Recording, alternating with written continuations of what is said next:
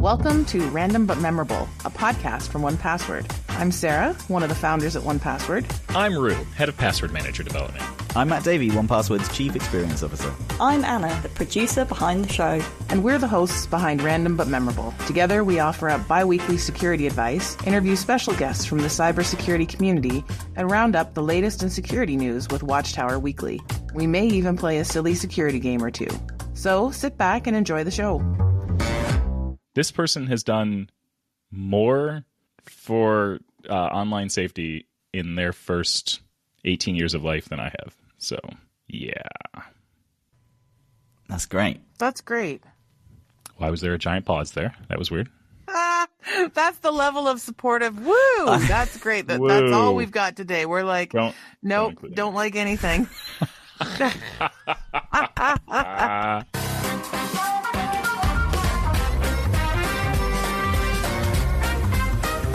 So, let's talk about one crossword.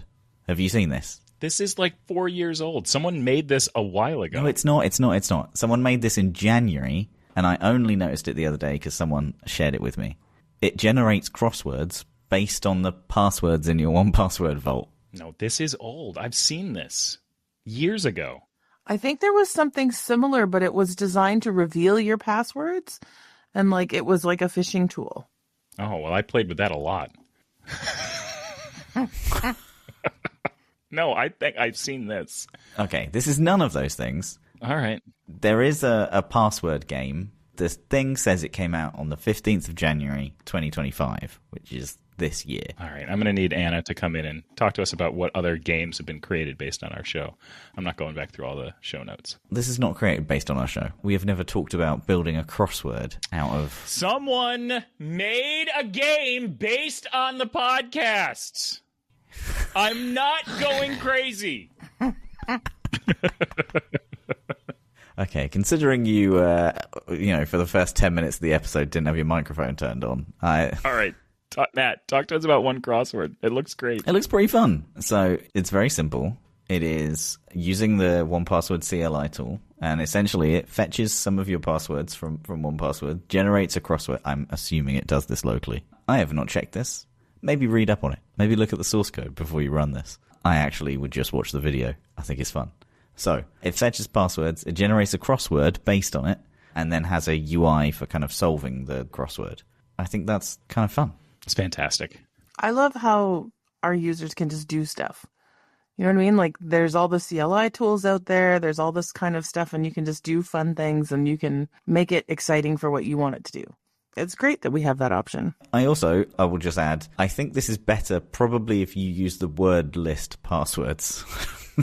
Because if you're generating just nonsense, that's absolutely fine. But also, this isn't going to be a very useful crossword. The thing I like the most about this is, in order to run this with a short word list, instead of using your passwords, you use the option, I am a coward and a baby, invoke with test word list. I can't endorse this, just so we're very clear. I don't recommend that anyone actually use this. Oh, there's no way we're endorsing this. I think this person built it out of their own amusement with no idea that other people would actually use it. That's probably fair. Does that mean you could build a crossword from anything? That seems quite cool. How about that? Well, delightful. Really just, you know what? I love it. Great job. Great job. You turned yourself around pretty quickly there. I think anything that uses your passwords, we probably recommend against. Correct. Yes. But you know what? I do love that someone built this on top of 1Password tools. That's fun.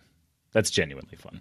All right. Well, before we get into the show, let's talk about the guest we have coming up today, because I have a feeling you will be in awe of them as much as I was. Later on in the show, I'll be chatting with Chris McCarty.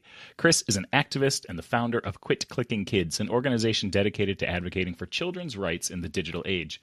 Chris is still a junior at the university, and I was so unbelievably impressed with the work they're doing to change legislation and write new bills to provide legal protections for children online. We cover all of that and so much more. It really is one hell of an interview. Maybe that'll be my new tagline.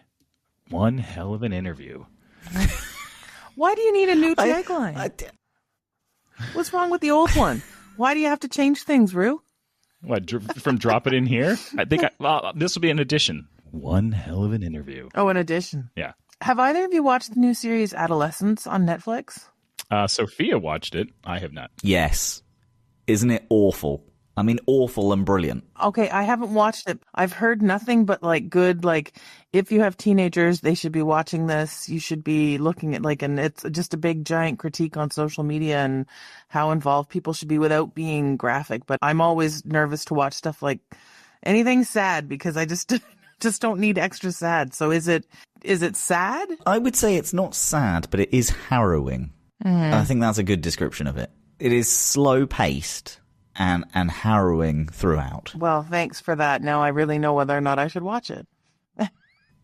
It's also a technical masterpiece. Yes, it was all filmed. Each episode was filmed in one shot, and they filmed each one 10 times and then just picked the best one. Interesting. That is madness. And it's all drones and... I thought you were going to say on an iPhone. Yeah, but it's filmed on a drone, and then someone obviously catches a drone and then zooms in with it on someone's face and all that kind of stuff. I don't know. I haven't watched the behind the scenes. That's what I'm guessing happens. You would recommend it? I very much would, yes. But if you don't like sad stuff, there's not a lot of happiness in it, I will say. Do you walk away feeling like there's hope for tomorrow? No. Okay. No, absolutely not. Okay. God. Absolutely not. I'm going to stick with Wallace and Gromit. Okay. I think that's good. All right, let's move on to some Watchtower Weekly. This is our longest running segment where we like to discuss some of the recent security stories hitting the news.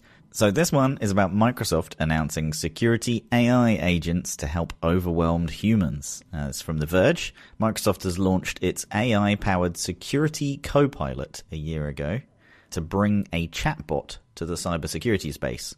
And now it's expanding with its AI agents that are designed to autonomously assist overwhelmed security teams. Do you both know what an AI agent is? Let's start there. I do, yes. So I keep hearing about all of this, and the more I hear about it, and agentic AI, which I think agentic AI is just a different way of saying AI agent.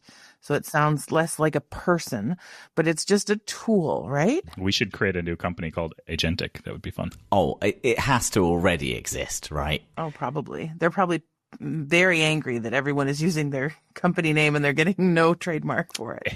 Agentic.ai. Look at that. But these are just the robots, right? These agents, these are just, you are a robot that's designed to do this, and this is what you've been programmed to do, and that's go out and do that, right? Yeah, so there's two parts to it.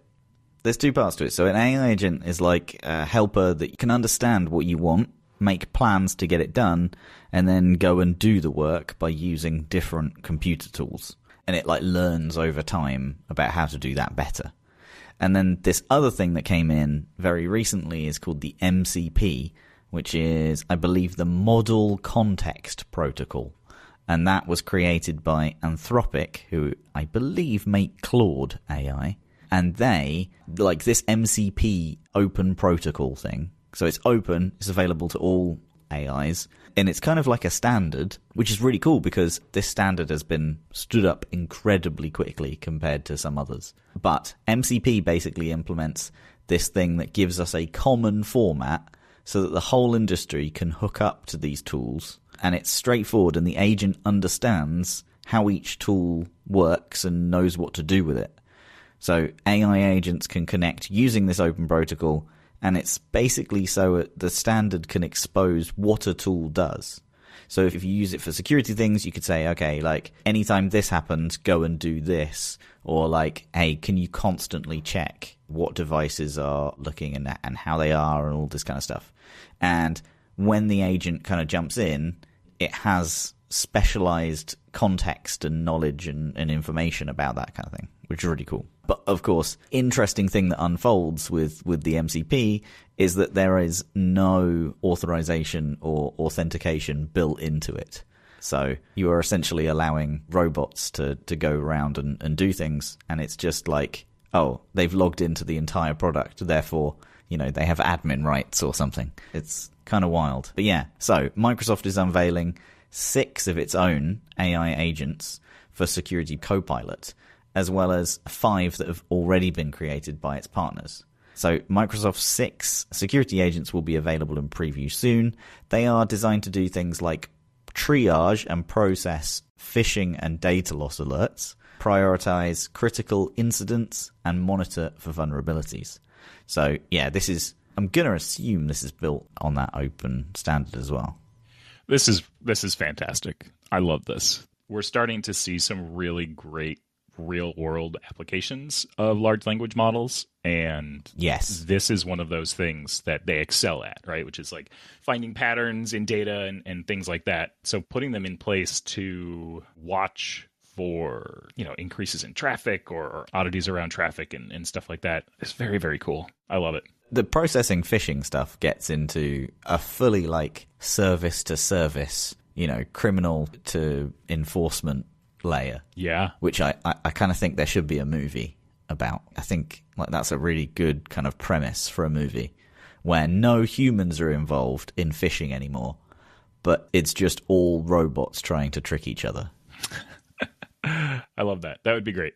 Yeah. Okay, so the corporate vice president of Microsoft Security spoke on the news, saying that the 6 Microsoft Security Copilot agents enable teams to autonomously handle high-volume security and IT tasks while seamlessly integrating with Microsoft's security solutions. Microsoft is also working with OneTrust, Avatrix, Blue Voyant, Tanium, and Fletch to enable some third-party security agents. These extensions will make it easier to analyze data breaches with OneTrust or perform kind of root cause analysis of network outages and failures with Avatrix. AI agents are becoming an increasingly popular way for companies like Microsoft to sell businesses on AI tools. Microsoft launched its Copilot for Business earlier this year with free AI chat and access to pay-as-you-go AI agents. How much in the kind of generalized view of AI, which I think AI is going the way of wellness, where everything is AI and everything has to do with wellness. I'm a bit bored of both. I'm a bit bored of AI. It's too much. There's too much about it. This is a great use, and I feel like no one is hearing about this because there's some Studio Ghibli make yourself look like a Muppet thing going on at the same time. So AI is everywhere, and I don't think people actually differentiate between this is a cool gimmick and something like this, where it's being used to triage something that humans will spend hours looking at phishing attacks and seeing, okay, is this really how does this work? And this thing can just probably do it a lot quicker if you train it. I mean, all of it is necessary right now, even the nonsense. Even the Studio Ghibli stuff. You think that's necessary? Yes, it's all necessary. Oh. Yeah, because my Instagram is just full of it. I know. Yeah. I have not seen a single thing on that, so I'm somewhat sad and grateful at the same time. Do you want to see what I look like as a Muppet? Yes. This is the new OpenAI image model. But I think that the thing with the OpenAI, all of this kind of stuff, is that it gets people like me comfortable with AI. It gets the words out. It gets people understand it more. There's that comfort. There's the ability to make it seem like something that's approachable, so that some of the stuff that I need to do, then when I'm how do I go and do something, I can just go and do it. I know, so Dave is a big user, and I was writing an email and I was I just can't get the words right. This is the email I have, and I'm this is a run-on sentence that's 3 lines long. I just can't. And he's copy your email over here into this and tell it what you want it to look like. Tell it to just check for grammar and make it nice and tight. And then I did it, and I was oh, thank you. My brain just couldn't, the rest of the way, and it just did it. I think the avatars and all of that make it easier. So then when something like this comes up and I'm oh, I could use this tool, there's just that level of trust, which is also increasingly scary, because then there's the lack of critical thinking of what do I install on here. And while I was doing that, Matt as a Muppet did not disappoint.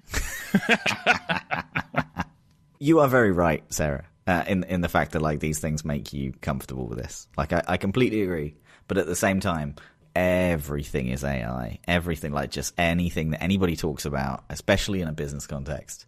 And it's just, I don't think society can yet differentiate between gimmick and usefulness. And I think it makes things like this, where we're talking about AI agents, seem like that they are the same level of AI as turning me into a Muppet.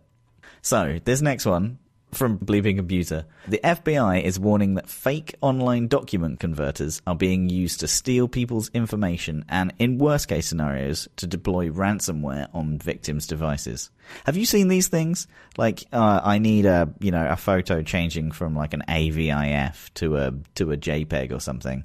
And, there's an online converter to do so. Oh, yeah. There are hundreds of these things for all of the different file formats and that kind of thing. I bought a font off a website. It came in a RAR file. Do you remember those? Do you remember when everything came in a RAR file? Oh, yeah. And like, what am I supposed to do with that now? I did end up having to use one of these online document converters because I was like, I don't. Ugh. And so I downloaded this RAR file and I was like, I have no idea what is in this. So I was like using virus checkers and all that kind of stuff, and yeah, turns out it was fine. But like, these things are useful. That's the problem with having it as a security issue. So the warning came last week from the FBI after receiving an increasing number of reports about these types of tools. The FBI says that cybercriminals are creating websites that promote free document converts, download tools, or file merging tools. I've had to do that as well, like merge two audio files. Woof. So, the FBI warned, to conduct this scheme, cybercriminals across the globe are using any type of free document converter or downloader tool. This might be a website claiming to convert one file type to another, such as a .doc to a .pdf. It might also claim to combine files, such as joining multiple JPEGs into one PDF. The suspect program might claim to be an MP3 or MP4 downloading tool. While the online tools work as advertised, the FBI say the resulting file might actually contain malware that has been used to gain remote access to the infected device. The uploaded documents can be also scraped for sensitive information such as names, social security numbers, cryptocurrency seeds, passphrases, wallet addresses, email addresses, passwords, and banking information. The Public Affairs Office for the FBI in Denver said the scammers try to mimic URLs that are legit. While the FBI told Bleeping Computer that they could not share any further technical details as it would let the scammers know what is working, threat actors have been known to utilize these tools to deploy malware. A cybersecurity researcher known for tracking the bootloader infection, I mean, that's a brilliant name, 10 out of 10, also reported in November about a Google advertising campaign that promoted fake file converter sites. These sites pretended to convert your files, but instead caused you to download the bootloader malware. The researcher explained, visiting this WordPress site, I found a form for uploading a PDF to convert it to a .x inside a zip file, but after passing certain checks, users instead received a .js file inside the zip rather than a genuine .x. This JavaScript file is bootloader, a malware known for downloading additional malware such as banking trojans, info stealers, malware downloaders, and post-exploitation tools like Cobalt Strike beacons. Using these additional payloads, the threat actors breach corporate networks and spread laterally to other computers. You can see these things being used in a business context all the time, right? Like, the amount of time you get like 5 JPEGs together and you're like, oh, yeah. Do I really want to open like a design tool to put these together in a PDF? Whoa. And attacks like this have been led to full-blown ransomware attacks in the past, such as those by Revil and Blacksuit. While not all file converters are malware, it's essential to research them before using and check reviews before downloading any programs. If a site is relatively unknown, it's probably better to avoid it altogether. Yeah, there are some well-known ones out there, and there is everything else. And there's ones that are obviously dodgy in nature anyway. Getting anything from a YouTube video and having a file format at the end is probably not the most legitimate of websites. So yeah, careful out there. Don't download random things. Yeah, it's hard though, isn't it? Like I do see with this, like, it is. What are you supposed to do with 5 JPEGs that you want as a PDF? Does Preview do that? Preview does that. Okay, probably do it in Preview. Yeah, pretty much. I don't need to do anything anymore because I'm on a Mac and it just does it. I thought you were going to say you just ask AI to do it. That's probably not bad. I wonder if you could do that. Just ask Claude or OpenAI, hey, can you make these 5 JPEGs? And then it will draw you a Studio Ghibli version of what those JPEGs would look like. Make your JPEG into a Muppet. All right, now that we've wrapped up the security news, let's move on to my interview with Chris McCarty. We cover a lot of ground in this interview, exploring everything from the rise of sharenting, aka sharing parenting moments online, to how Gen Z can advocate for their own privacy. We also touch on the inspiring work Chris is doing to provide legal protections for children featured in monetized online content. There's so much good stuff in here, and I can't wait for you all to hear from Chris McCarty. So that being said, I think we can drop it in here. Joining me on the show today is Chris McCarty. Chris is an activist and the founder of Quit Clicking Kids, an organization dedicated to advocating for children's rights in the digital age. Chris launched Quit Clicking Kids during their senior year of high school after learning that child social media stars lack the same rights and protections as traditional child actors. Quit Clicking Kids has been instrumental in promoting legislative changes to safeguard minors from exploitation on social media platforms. Their advocacy has inspired bills in states like Washington and Illinois, aiming to provide legal protections for children featured in monetized online content. Chris, I am hugely impressed just from reading all of that. Welcome to the show. Thank you so much for having me. So you're currently a junior at the University of Washington, is that right? Yes. Okay. I think you may be our youngest guest ever, which I think is fantastic. How have you accomplished so much already? How are you balancing your advocacy work against schoolwork? That's a great question. A large part of it is because my research work aligns with my passions. So I'm currently a university student. I'm a double major in political science and Chinese. I've been interested in government from a young age, so it certainly helps that my passion project is aligned with my passions. That's very cool. It is difficult to balance the two, but I think ultimately, like, the purpose of me pursuing higher education is to make those types of real world changes. So ultimately, as much as I can tie what I'm learning in the classroom to what I'm pursuing on my own, I think the better suited I am, not only in terms of my future career, but in terms of just integrating all those different styles of learning and making a real and positive change. That's awesome. That's very cool. Okay. What's the origin story behind Quit Clicking Kids? Which, I'm going to be honest, I can't believe I haven't flubbed saying that yet. It is definitely a good name because it is actually easy to say. I'm glad. What made you realize that this was something that you wanted to champion?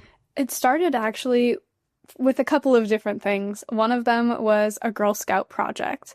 So this for people not familiar with Girl Scouts, we have a system called Higher Awards. So we have a Gold Award, which is the equivalent of a Boy Scout Eagle Scout Award. And essentially what that entails is that you have to make a positive and lasting change in your community. So one of the ways that they propose you can do this is to change a law.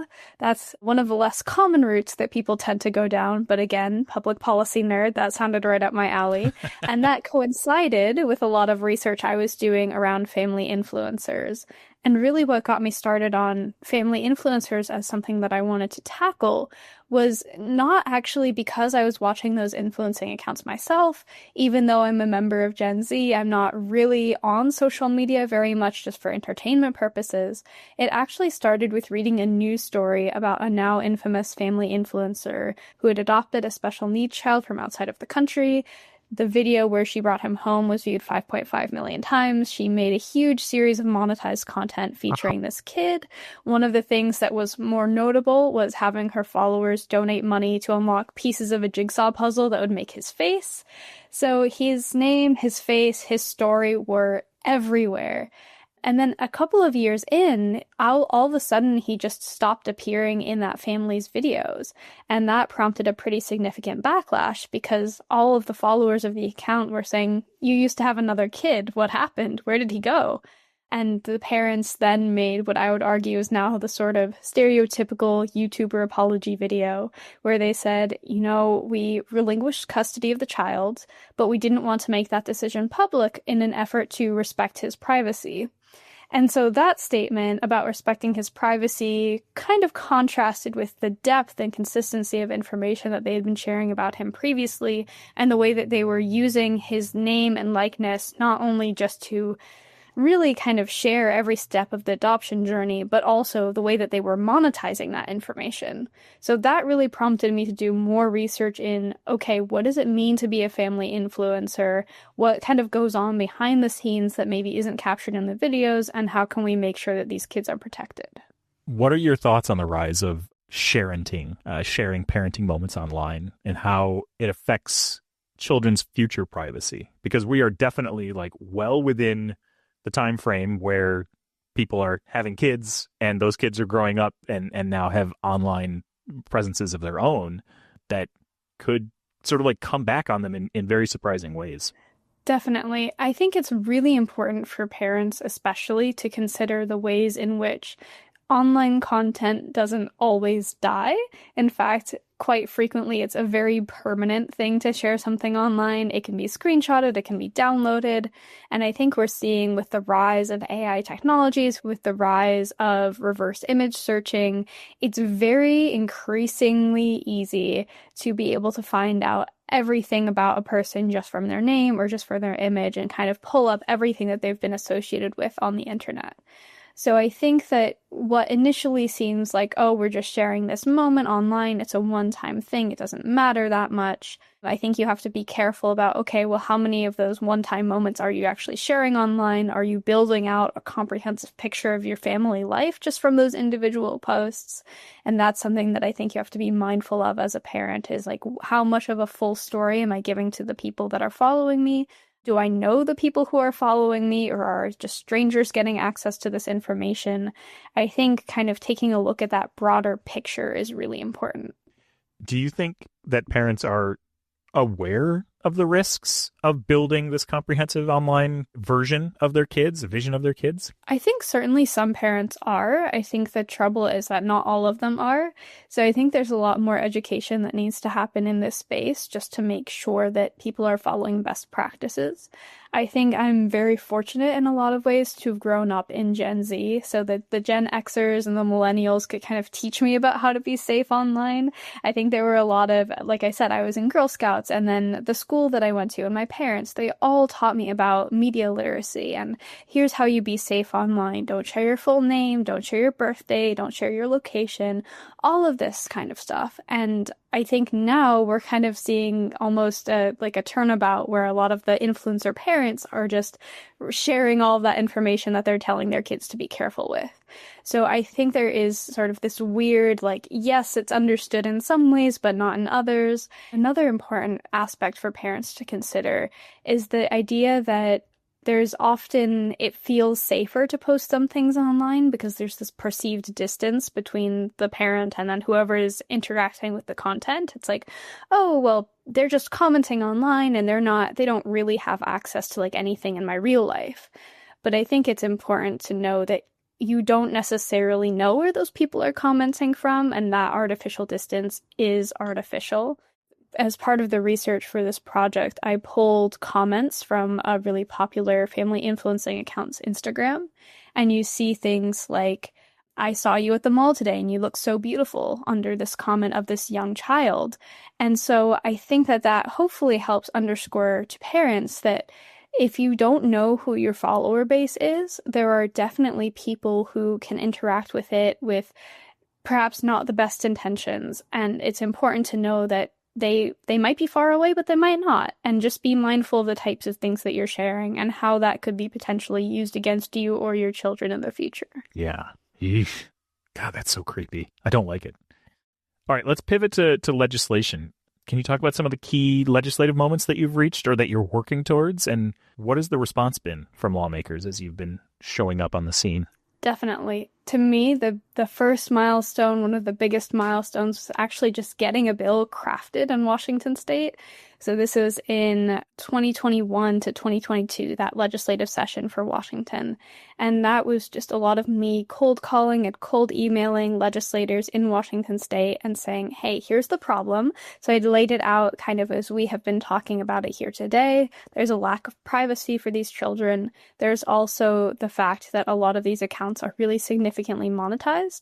For example, there's a report from Credit Karma that said accounts with 1 million subscribers that post every week can make up to $900,000 a year from Google's AdSense revenue program. So that's just through one platform, that's just through YouTube. And 1 million subscribers is actually at the lower end of where a lot of really popular YouTube accounts are. it is a lot of money that these people are bringing in. And especially because they're a family influencing account, they're relying on filming family dynamics. They're relying on filming their children. And so in a way, you see children kind of becoming the breadwinners of the family, similar to the way that traditional child actors would be. But there's no protections for the children to ensure that their percentage of the money is actually being saved for them.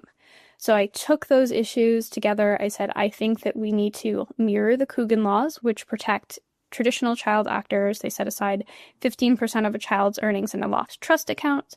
I think we also need to have a provision of the bill that protects a child's privacy. So once they reach the age of 18, they can request a social media platform to delete content that featured them when they were a minor. And together, I think those form a pretty comprehensive set of protections for child influencers. And so that was the bill that was initially drafted in Washington State. It was me and a nonpartisan council staff member that kind of got together, had an hour-long phone call, put all the bill text together. That was really significant because it was the first of its kind.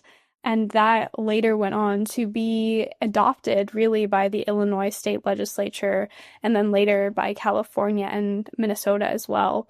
And now there are a plethora of other states who are introducing bills. But the fact that we have that initial bill and then 3 laws that now exist to protect these new child stars, to me, is just absolutely phenomenal. Yeah, that's really cool. Are there states that you are looking at that have potentially a higher concentration of this type of account, this type of social media presence, where you think that legislation could do a lot of good? Definitely. I think there are some states that tend to have higher concentration of not only influencers, but of just general entertainers, which is why the California bill being signed into law was so exciting. But I also hope that ultimately we can get federal protections in place just to ensure that kids in every state have access to the same baseline level of protections. What about the social media platforms themselves? Do you think that they're doing enough to protect kids' privacy, or do you think that there's more needed there?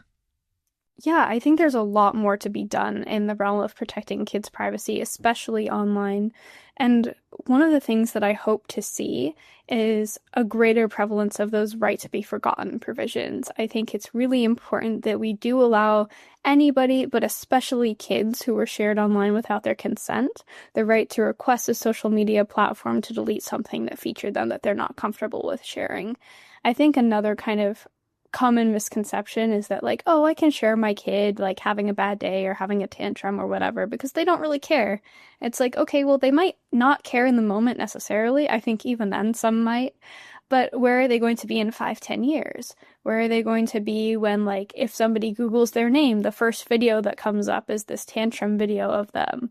I think it's important to think about how those things tend to last and how they could continue to impact a child's future relationships, and even more than that, their relationship with their teachers, their friends, their potential bosses, anybody who can Google their name and see what they're associated with. Okay, it probably hasn't been a smooth road, I have to imagine, for all of this legislation that you've pushed through. What have been some of the biggest challenges that you've faced? That's a great question. For me, one of the biggest challenges has been trying to get legislators to think about this issue proactively. I think a lot of times with legislation, we wait for something to become a huge issue and then we scramble to legislate it after the fact. And because this industry of family influencing is so new, there's not a lot of reliable firsthand accounts that we can get. And so I think a lot of legislators have a hard time understanding that this is a real issue that we need to work on. And one of the ways that I've been able to kind of mitigate that is by looking at all of the various proxies that we have. So, for example, we have a really well-documented toddler to train wreck pipeline for traditional child actors. We can see the ways in which growing up in the public eye has affected so many of these young lives.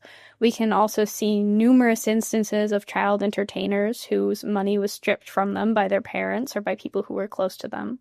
So we have that angle, and it's already been well-researched, well-documented. We also have adults who are now in their mid-20s who grew up on non-monetized family blogs with a B. So there's not video content, there's not the financial aspect of it, but there is still kind of sharing every detail of that person's life to the blog.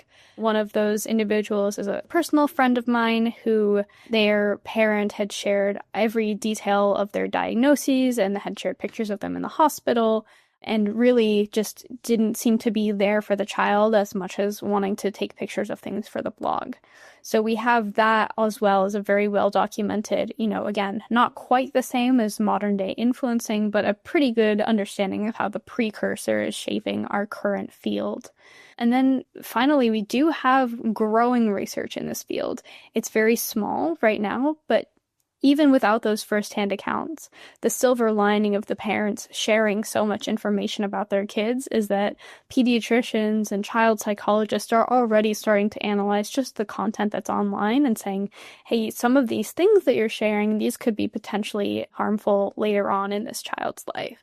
So we do have sort of these ways to figure out if this industry continues to go unregulated, here's the potential impacts, here's the potential harm. So really trying to get legislators to focus on that instead of, well, currently it doesn't look like anybody's really having a problem with this, but again, in like 5 to 10 years, where would we be if we continue to allow this to go unregulated? I really like the pediatrician angle.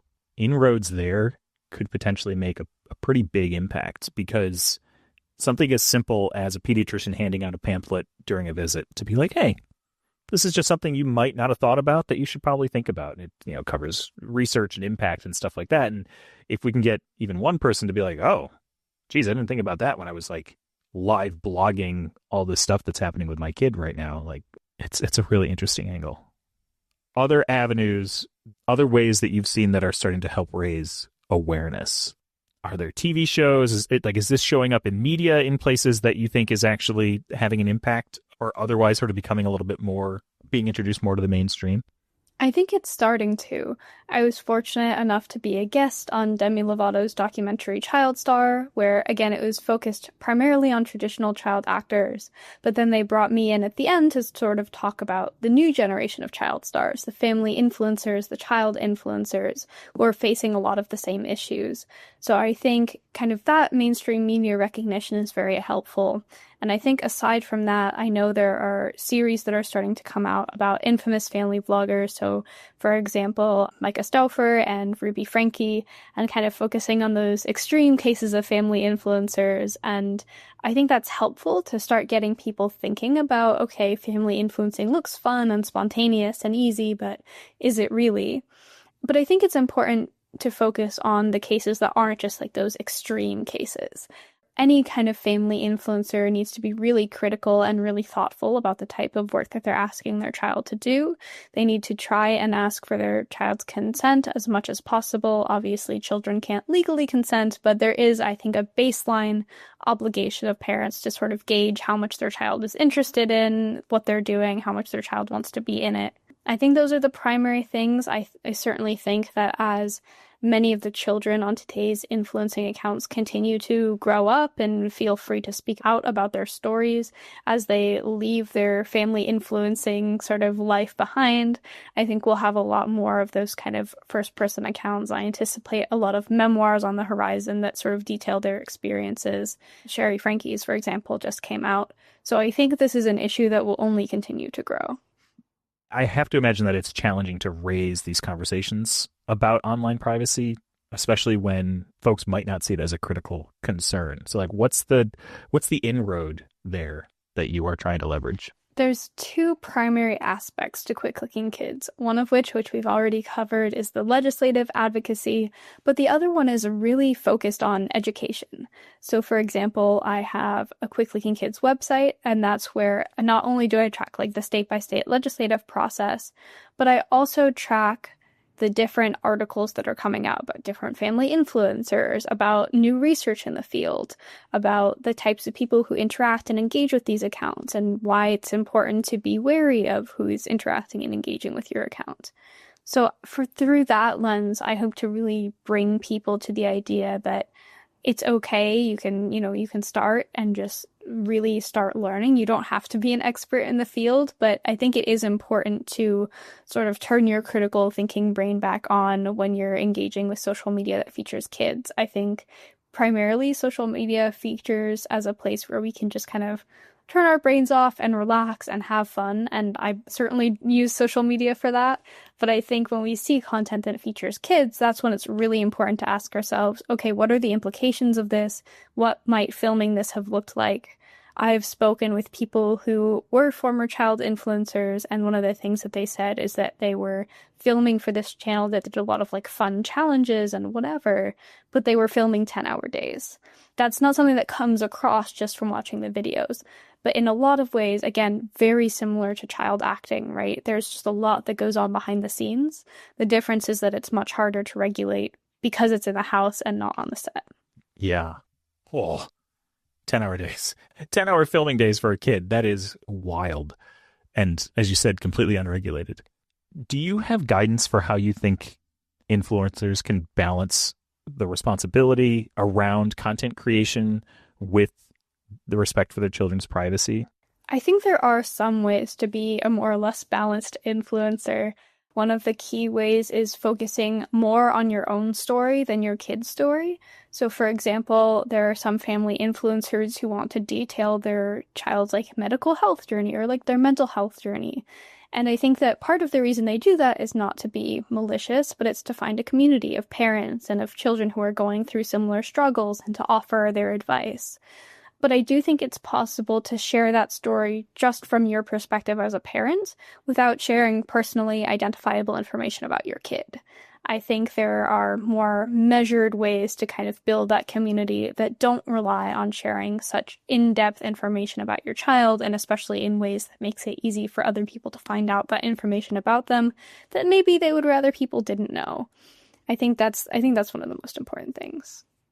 Are there ways for children, especially older children, to start to take responsibility for their own privacy, even in the absence of some legislation? We have a generation who is growing up online, who has grown up online. Are there tips for folks to better control their digital footprint and help protect their online privacy?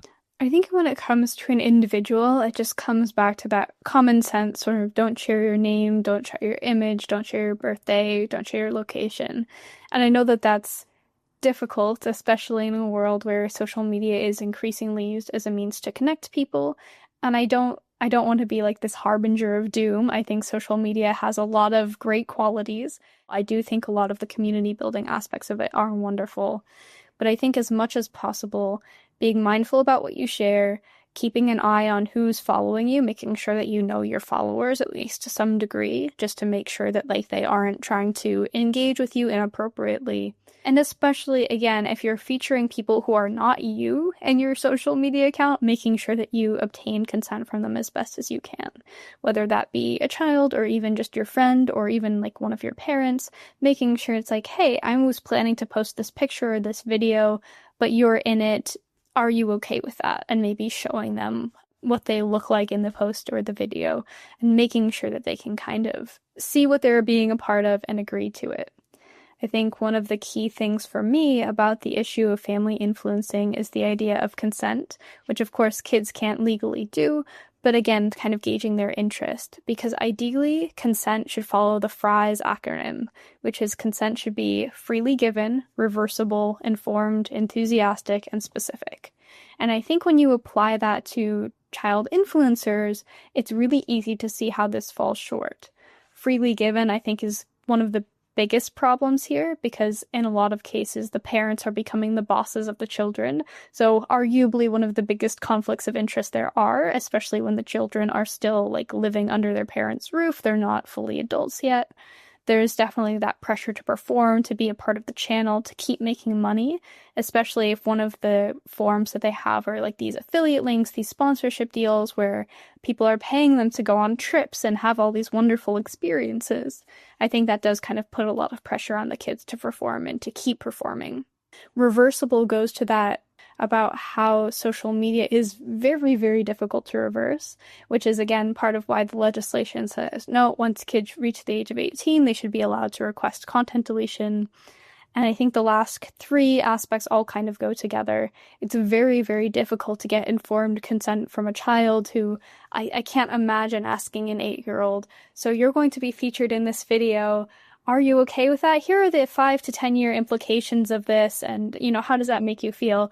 Right? It's very, very tricky to kind of get that, which really hinders the ability to have enthusiastic or specific consent. So I think that's another important angle to consider is, as much as possible, try to gauge people's level of want and desire to be a part of the channel, and be mindful that even though the legal consent can't be there, there might be all of these other factors that may be influencing someone's decision. Yeah, that makes a lot of sense. As a parent, like, it is our responsibility to protect and watch out for our kids and make these decisions that they are not able to make. And what a rough position for a child to be in when that parent is sort of having to choose between like 6-figure income and like their child's privacy. Like, that's a wild situation for anyone to be in. Absolutely. If this type of advocacy is resonating with people where they're like, "Oh, this sounds great. Like, I want to advocate for stronger online privacy protections." If folks want to drive change here, how can they get started? Like, how do they do so? A really good way to start is going on the Quit Clicking Kids website, because we have a lot of great resources there on how to connect with legislators. So, for example, there's a website called Statescape, and they tell you when the legislative session starts and stops for each of the states. They give you a full list of all the members in both of the houses for each state. Super, super useful. And then also on the Quit Clicking Kids website, we have email templates. So you don't have to craft your own email. You can just copy and paste. It's super easy, super streamlined. Another thing is we have a change.org petition, which is now a federal petition to try and get federal legislators mobilized on this cause. So kind of different tiers of involvement depending on how motivated you are for the issue. Obviously, both are really wonderful. And if you have any further questions, you can reach out through the Quit Clicking Kids website itself. Nice. If we look ahead, what changes would you like to see in how society approaches online privacy for kids and for adults?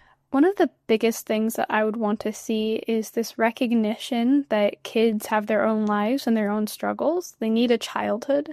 They need to have some semblance of privacy when they grow up and know that every embarrassing moment or funny sentence is not going to be shared online the next day.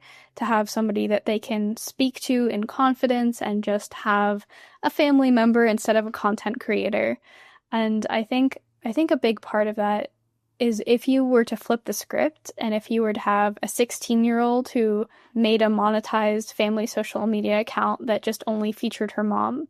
And so like every day, 24/7, consistently updating content about her mom through monetized channel. And it was just things like, wow, dinner today was really horrible, or like, oh my God, she was fighting with my dad today, or like, oh, this presentation at work kind of fell through. I think people would have a very strong knee-jerk reaction to like, well, that's not okay, let alone from the privacy aspect, but also the fact that you're using your mom's distress to kind of bring in the clicks and make money for yourself. That's not an appropriate thing to do. And I think if you translate that to like, oh, instead of a presentation that didn't go well at work, it's a bad grade at school, or instead of, fighting with a husband, it's fighting with a friend. I think suddenly, somehow, when it's a child who's going through it, we have this idea of like, oh, it's not that important. It doesn't really matter. It's kind of just funny. We need to start thinking more critically about, no, that's still the real person. Their emotions and their feelings are still real at this stage. Even if they weren't, again, looking forward to that like 5 to 10 years in the future, how are they going to feel about all of these personal moments shared about them online?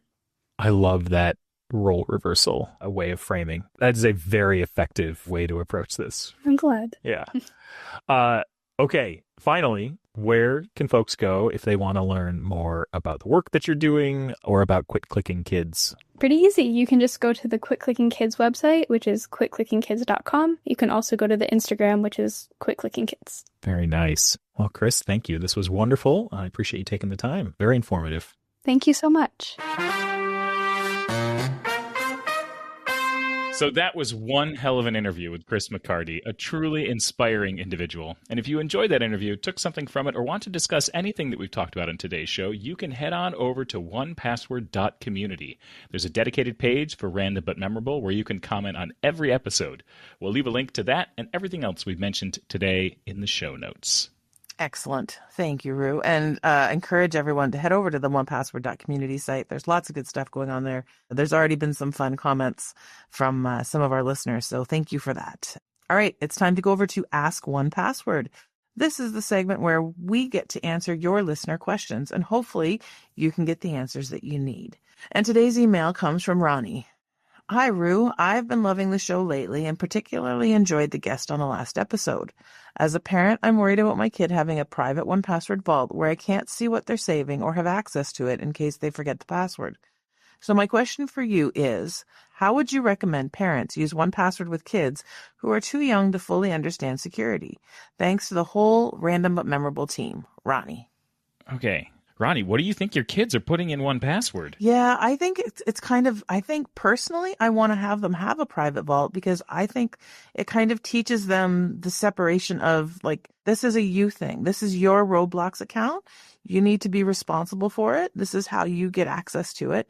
And this is what you need to do. And I think it teaches that sort of responsibility. Like they're not going to have their own credit cards for quite some time until they have all of that. But you know, you'd have your share vaults that you can access Wi-Fi and stuff like that. But like, if they want to make 30 different accounts on a contest site so they can enter all these different things, I think it's a way to sort of let them have some independence online. I think that's a good thing. Yeah. Ronnie, I would really encourage you to let your kids have a 1Password vault. You could set up one that is shared with you and set up the preferences such that items get put in that shared vault by default, and that would be a way for you to sort of keep some visibility. I definitely think that, yeah, as Sarah said, like giving them the ability to learn in a safe place is a really great option here. So I would say embrace it. Don't be afraid of it. Yeah, I think you want to teach those moments. I think that's a good thing. I think there's something to be said about, you know, having the conversations around, oh, you know, I can't do this or I can't do that. And I think the opportunity then becomes when they're small and then they all of a sudden can't remember what their account password is and they can't log into 1Password. So you as a family organizer can recover their accounts. So you want to make sure that you're setting that up for yourself as the family organizer, and then you want to set up a secondary family organizer. But if anyone, like whether that's one of the kids, whether that's your spouse, whether that's your mom, your dad, grandma, grandpa, anybody like that, they forget it, you can go in and reset it. And when you do the account recovery, it doesn't delete everything that's in there. You can re-access all your stuff, then you can get back in. And that also teaches kind of that good, like have a backup, have plans. Yep. Agreed. So with that, I think that takes us into where we're going with our Ask listeners for more questions that they might have that we could have for both Ask 1Password, or if they have any of those super alternative security question randomnesses that they'd really like us to get into. So they can be weird. They can be wonderful. We won't judge. podcast@1password.com. Send them over. Agreed. You can also use the community site to comment instead of emailing it in. Yeah. Yep. All of the above. All right, let's close up the show today with some alternative security questions. And it's now our favorite part of the show because we get to play the jingle. It's alternative security questions. The game show that answers the questions that no one asked for. Traditional security questions are outdated and not particularly secure, so here we get to suggest some alternative security questions with less predictable answers. This week, Sarah and Matt will create fake answers to random questions, and as the host, I will award points for my favorite answer. We play 3 rounds and answer 3 alternative security questions. First up, what's the title of the book you'd write about your most boring day? Matt, why don't you lead us off? Oh, it's easy. It would be called Wednesdays. Nice. Fantastic. I like that. Also known as the day we record. Sarah, what about you? I would just go with Sarah doesn't know what to do.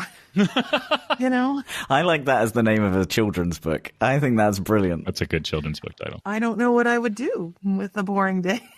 I don't know.